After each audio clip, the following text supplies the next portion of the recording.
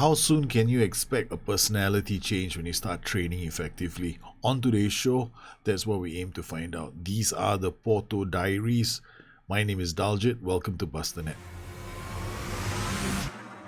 If you enjoyed the video, don't forget to like, subscribe, and hit the notification button to stay in touch for more videos like this. In case this is your first episode, this is a series of shows that began with the Getting Started with Porto series, where I explain the model that I use to develop my players. I scout using the IX tips and Heroine Stim models. I combine both of them and now call it just the FM model. And we use that to scout potential players, and then I set it up and I have a string of attributes that become my DNA for my club. Finally, I assess my players over time and I adapt my training to suit the players' development. Then, as time goes on, we also have players that don't really fit a certain tactical style that we're already playing at the club. So I need to come up with plans where I also develop those players with a view of selling them, perhaps in the long run, which means I need to play with at least two tactics. So how do I go about doing all this? On today's show, that's what I'm going to be focusing on. On the first show, I set up the mentoring system and I set up the training for the players. On the second show, I explained which were the players that I'll be looking at, right? Which players in the team are going to be the key players that we want to track. And I made it really easy by creating notes on all of them so that they're easy to identify. It becomes really simple when I want to, drop players in, drop players out. It's like a warning because that tick will also show up on your tactic. If you look at this really carefully, you'll notice that I started out with a plan to use a specific tactic in preseason. Naturally, everything went in a different direction once the patch came out. I started looking at we started with a 4-1-4-1, and then I started going, hey, I like the 4-3-1-2, so we swapped to the 4-3-1-2, started playing on very attacking mentality because that's the way we do things on this channel. And then on that last show, we noticed that we had some players, right, that weren't performing well in training. And on top of that, I had players as well that didn't really fit the 4-3-1-2. So we had to develop them. So I started using 4-1-4-1 to give those players some match time. So as you can see, I've had one or two matches where I've played those players. In basically 2 games, I managed to bring those players, I gave them some match time. Like here against Firenze, we managed to play with Suarez. We managed to play with Luis Diaz. This is a youngster that hasn't had any chance to play in the system. So we managed to rotate them. As you can see, I have these sticks. So I know that my youngsters got a chance to play in these games. And they perform reasonably well, especially this guy, Luis Diaz. I was very impressed with his performance. He had a very positive impact in this game. However, one of the biggest challenges when you're doing a youth save, you really literally are going to have this problem. When it comes to match performances, your fans are not going to be very happy because domestically they're going to be thinking, hey man, you should be hammering some of these sides. Hey, I'm only focusing on the Champions League.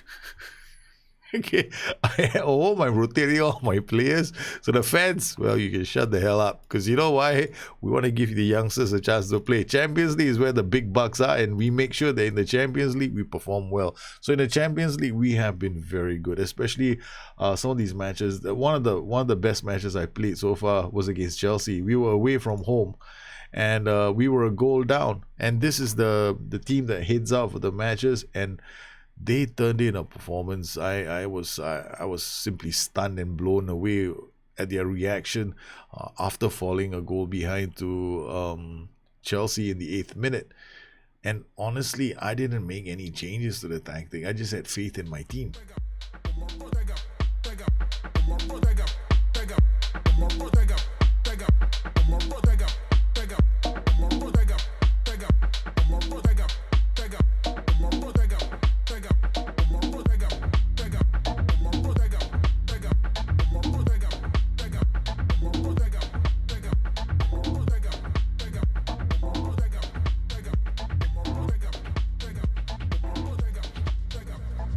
Why you be all on my line about nothing? Why won't you go get you $1?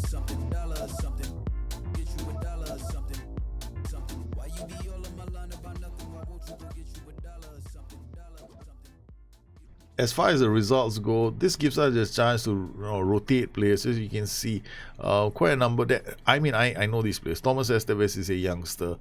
Then we had Danilo Pereira. He's also another youngster. So Romario Barrio, 6.9, has been turning in some performances, but I've had to rest him as well. So as you can see, against Firenze, we didn't see Romario Barrio. Against Liga Nones, I rested him again. No Romario Barrio. We rested him for this match. Then Belenze, again, I rested him as well because I didn't want him to play too many games. And then I called him up again for the Champions League match, 8.3. Against Rio Avenue, he showed up again, 8.3. Now, his performances have been fantastic, right? Romario Barrio, as you can tell, determination took a slight knock. I'm not too bothered by that. If you look at his progress right now, it's shooting up. He's performing really well in training. This is what I'm paying attention to. As you can see, all these are my youngsters, right? These are the ones I'm tracking. And look at all their performances in training, 8.95. We've got Vito Ferreira is the only one because I haven't really, really been giving him a chance to play in systems, have a really fantastic performance, right? So it's 6.8, 6.9, 6.5. These performances are pretty average. He's still in okay performances. I'm toying with the idea of warning him about his training, right? Because his training hasn't been very good. I'm very disappointed with performances in training of late, and he's not very happy. We will see what the reaction of this is going to be. I don't really think I should, but yeah, man, we're gonna try it out anyway. So let's see, because we have a case for him not performing well. So you look at his training rate, 6.90, right? It's not too far away from his match performances as well as average rating. But look at the rest. Luis Diaz, the last time he was also another 6, but he popped up to 8.5. He has made 2 appearances. This is one of the players who I want to play in the 4-1-4-1. So it's his ability. Right, so if you're looking at his ability, he's only 3 stars. He's just 1 star away. He has to have more. He has to be given more matches. You can see all of them. 9.90 here for Romario Barrio, 9.4 for Diego Late, who's also had a good run of matches. But this has been the impact, right, on mentoring. So in terms of mentoring, our boy here, Romario Barrio, was actually spirited. On the last show, I showed it. Right now, he's gone to fairly professional. So as you can see, if he's an influential player, fairly professional, average, they're playing the same unit. We have a positive change in personality here. And the other thing that I like to do is I like to have this development advice over here. You can see here, Romario Barrio has been positively impacted by the general character of his mentoring unit. Most of these players, like here, Jesus Corona, he needs to be playing more. That's needs more match experience. Basically, he hasn't been playing enough games. Here we have another Bruno Costa. This is one of the players who was very unhappy. He wanted to leave the club actually, but I wasn't having that. His progress has been improving. His form, we've been playing him in matches so far. Taken him off 45 minutes against Rio Avenue. You can't play well against Rio Avenue. Something's really wrong with you. He played well in some of these matches, 9.0, 7.5. Training rating is still improving. It's really important for them to have a good run of matches, but you don't want to overplay them, which is the reason why if you look at Romario Barrio and his form, again, I have rested him. Like I rest him for 2 games in a stretch. I play him for 2 games or 3 games, then I give him a nice, I rest him for 2 games so that I don't overplay the individual, because it's really dangerous when you start overplaying them. Once they get jaded and if they are forced, and if they become so central to the way you play, then you're forced into using them all the time. And when that happens, they run the risk of burnout or injury, and I want to avoid both of them. So here you can see his minimum rating is 6.8. Now 6.8 is pretty good already. It's decent. It's like an average rating for appearances in games. But as you can see, it's like he's turned in some very good performances, and I've been very impressed with how he's been playing. He's played really well, and it's shows in his training as well. Bruno Costa is the one player that wants to leave. He wants to leave for Almeria. I personally am not too thrilled at letting him go because his estimated value is only 1.4 million. If I play him a bit more, he gets better numbers. Then I can actually sell him for more, because the idea here is for us to turn a profit. The club vision says I have to sign high reputation players and sign players from domestic rivals. My problem is financially we don't have the buffer to do that. We have only 491,000, so I can't really be doing that. So the fans are strange because they want crazy results. The board wants something else. So I'm basically caught in a tight jam. So what I have to do is to turn the performances of some of these players who are fringe players. If I can sell them, that's going to be good. Then I can make some money. At the early stages of this save, it's not about making 40 to 60 million per player, right? It's more about being able to slowly start the positive cash flow going in the club. So that's what we want to do. Here we have another player, Vitor Ferreira. Okay, he's been on double intensity. His personality is resolute, right? And he has been positively impacted by the general character of his mentoring unit, which is fantastic because we can see that there have been changes in some of these players. Even though this guy's personality is balanced, if he's been positively impacted by the general character of his mentoring unit, it means that in the long run, we could see a personality change. So quite a number of these players have been benefiting from this mentoring.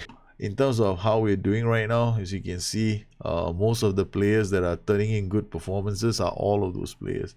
And I've already got offers. I'm beginning to attract some offers for players like Wilson Manafa. Right, value at 4.1 million, already attracting the interest of some clubs. This is Bruno Costa. So this is the player I want to sell, but he's only wanted by Almeria, and Almeria don't have the bank balance that I'm hoping to take advantage of. The group stages, all the groups, these are the clubs that have gone through: Barcelona, Salzburg, PSG, Valencia, Porto, Leipzig, Juventus, Young Boys. I'm glad we finished top of the table. You can see all the teams that have finished top: Barcelona, PSG, Juventus, Bayer Leverkusen. Okay, Spurs. Between Bayer Leverkusen and Spurs, I wish it had been Spurs. Then Atletico, Bayern Munich, Liverpool, Atalanta. So I'm happy. Now we're heading into December, right? So dynamics now, cohesion is good, atmosphere in the club is very good. I'm really happy with how we're doing. So in terms of training as well, once I go into December, as you can see, it becomes a juggling act. I can't afford injuries, but I now want to spend more time. I want to make sure that my tactics, my training all link. I'm playing a fast-paced game, which is pretty direct, right? So here we go. Dribbling, finishing, first touch, long shots, passing technique, anticipation, off the ball, vision. Important attributes for my style of play. I'm not playing take your own sweet ass time to pass the ball. We're doing a lot of one-touch passing in our tactic. So this is our style of football. So we keep this going. And then now as far as this is pure. These are the mentals that I value. Anticipation, composure, decisions off the ball, teamwork. Mentals are extremely important if I want to play the kind of style I want to generate. So tactical, I double up. So this becomes my mentals week, right? So we got all these mental attributes that are being worked on as part and parcel of the way I play. It's really important that I continue with this because we got position, role, and duty. Don't forget that when you do double tactics, this is going to be your problem. You're not going to achieve full tactical familiarity. And I don't expect to because of the heavy rotation that I'm doing. Because when I do heavy rotation, new players that are coming in, like this guy, right, he's not going to be ready. You see, he's like, oh, I've only played 2 games. How do you expect me to understand what you're doing? One day you want a 4-3-1-2, the other day you want to play a 4-1-2-3. One day you're playing me as an AMC, the next day you're playing me as an inverted winger. Poor guy is never going to understand what's demanded of him. So, like here, Alfonso Sousa, actually I'm playing him here in this position. So you will take a knock.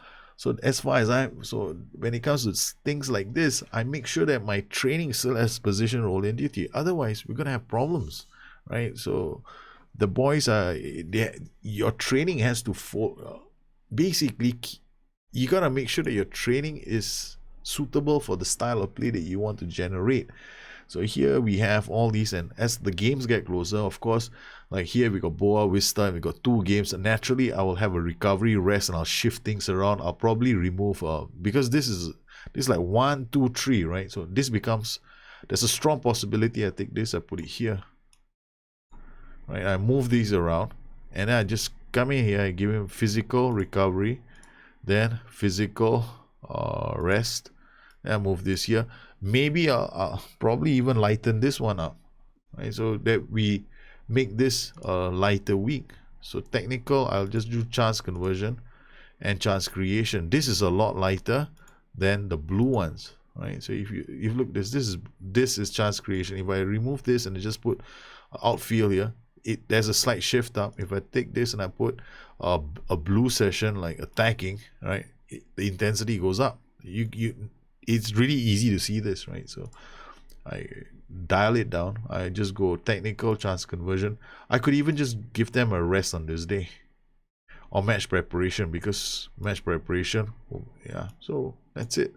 We keep it light. We don't work our boys to the bone. This is a bit much. Then I got attacking, direct. Yeah, this is still quite heavy. So I could just reduce this.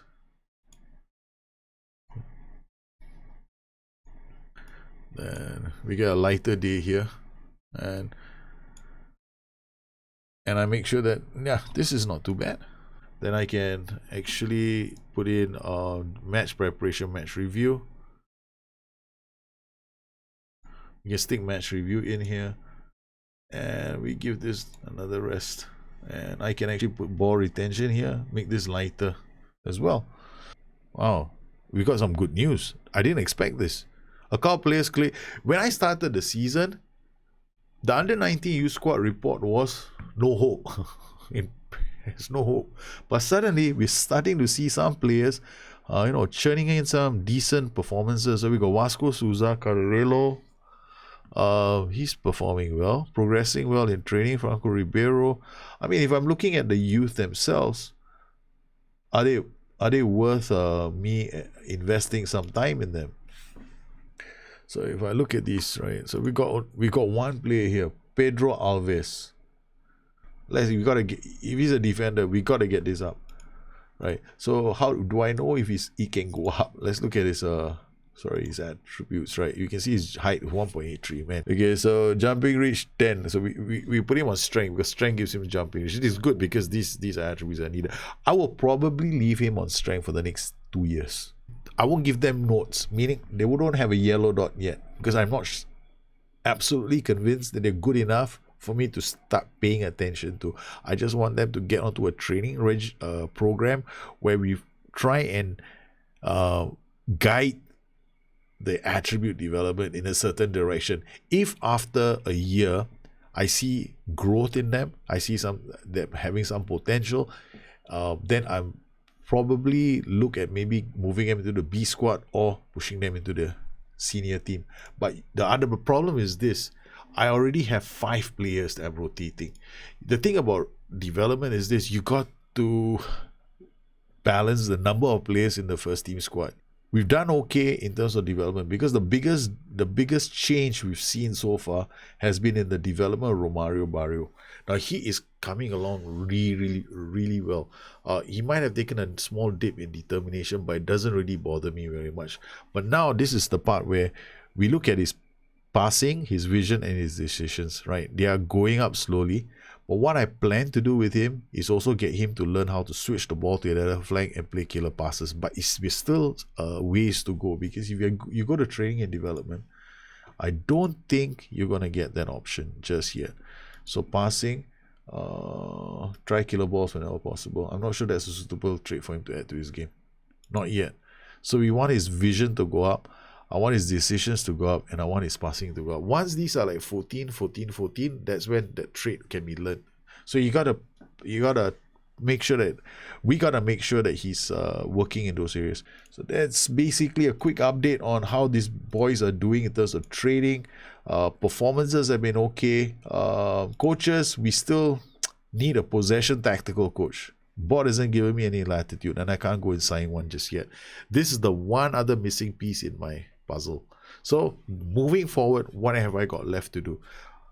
Things I need to do: possession tactical coach. Things I need to do: identify 1 or 2 players I can sell off. So we have a couple of players that I might be letting go. Wilson Manafa is one of them. Chancel Mbemba is another one, right? 25 years old, value at 3.1 million. History, I think we bought it for 4, right? They bought it for 4, so I've got to sell it for a profit or and a next release clause. So these players start getting match time. We start performing well, I will start offloading them one by one with the next release clause. We need to start making money. That's a quick update on our development with Porto. It's a slightly different take on normal playthroughs that I do, because if I take all these and I stick them into a normal playthrough, it's going to be a really long show. So I thought I'd divide them up. It's for people who are more interested in the training side of the game. How do I approach it, and what are the strategies that I use whenever things happen? Like, how do I shift my training around? How do I identify players? What do I do? Do I have strategies to change our tactics or our training? Well, this is the show that I plan to cover these in.